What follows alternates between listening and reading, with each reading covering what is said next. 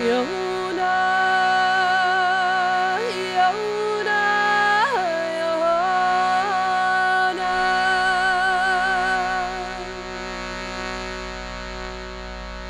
Yona, Yona. Earth Singers is about taking our natural voices back out onto the natural landscape. It involves singing, being a musician.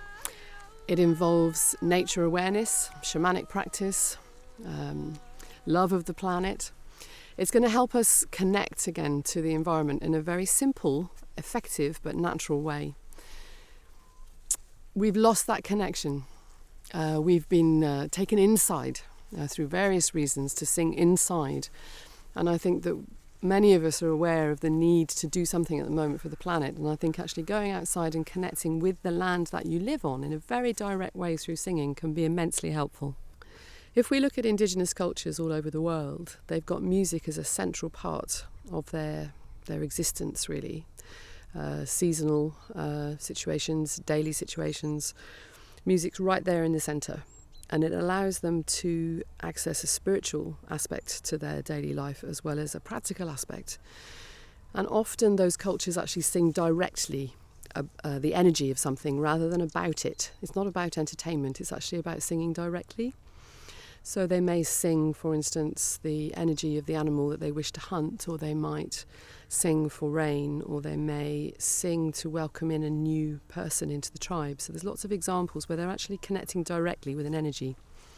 And that kind of singing we've lost in the West. We tend to sing about things. And yes, music can have a quality about those things, but perhaps it gets lost in language often.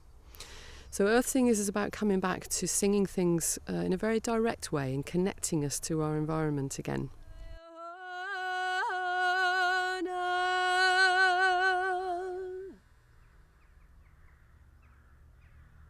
Yona, Yona,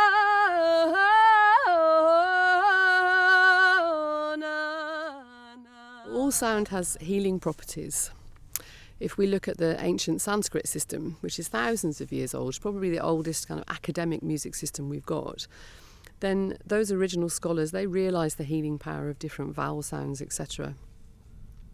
So not just only for ourselves, but it actually has an effect on the environment. The rag system reflects and affects the natural vibration in the universe.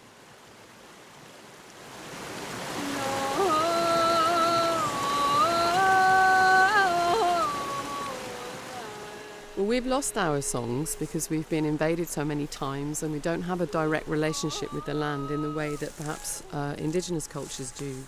It's my aim with Earth Singers that basically the whole of Britain could be populated with people who are listening and working in this way, developing the songs again and then passing them out to the community so that we can come together at seasonal times, but that we also have a sense of individual guardianship, individual caretaking of land.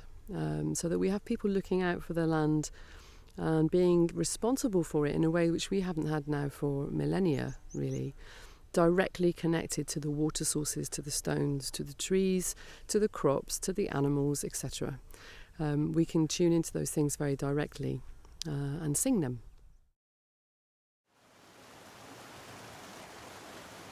We'll be looking at the Indian system of rag because it's incredibly useful, and mantra. We'll be looking at shamanic practice, nature awareness practices, how to enter into the energy of a particular place or thing, tree, spirit, and so on. We'll also be looking at keeping the ego in check, because I think it's really important that we learn to discern what's a kind of an ego brain-mind thing that might think it's come up with the most amazing tune for a particular place, and just a deeper kind of more heartfelt knowing. So we'll be looking at ways of keeping that in balance. And we'll also be doing research, which will be very exciting.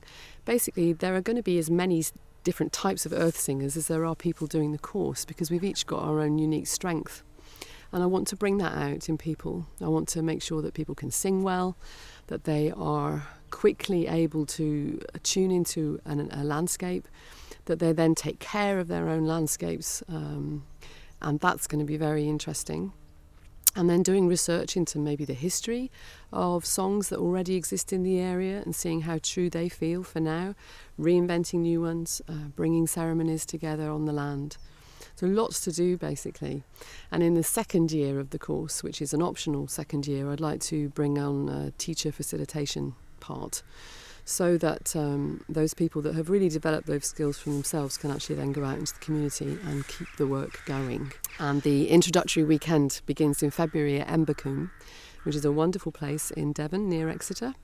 And after that, there are 4 modules that go out through the year, each one in a different environment. So we'll be working with the sea, working with rocks in a particular place, working with trees and so on. Really good locations around the country. And there'll also be a Cornish version, which is because I live here, then it's easier for me to deliver a daily, monthly course as well for Cornwall earth singers. And we'll be working in particular with the ley lines that run through the land. So those 2 things are on offer for people for 2010. And I really look forward to seeing everybody. It's very exciting. Lots of people have been coming up and saying, you know, I go and do this in secret and I rush off in the dark in the middle of the night at the full moon and I sing, and actually I never thought anybody else did this, and how amazing. And so I'm just very encouraged that everybody wants to come forward and do this, and we can become a community of people that are really focusing their voices in a lovely way to bring balance back.